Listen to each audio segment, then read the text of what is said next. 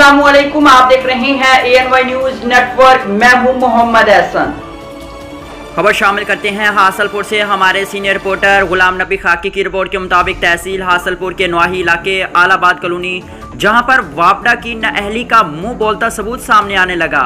यहां पर मस्जिद अक्सा, जहां पर बाजमात नमाज अदा की जाती है, वापडा अमला जो कि ख्वाब खरगोश की नींद सो चुका है।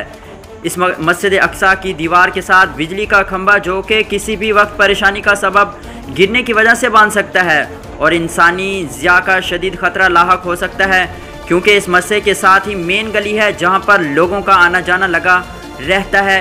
इस बिजली के खंभे से लोगों की कीमती ज़िंदगी जा सकती है, मगर अमला वापडा इससे गाफिल नज़र आता है।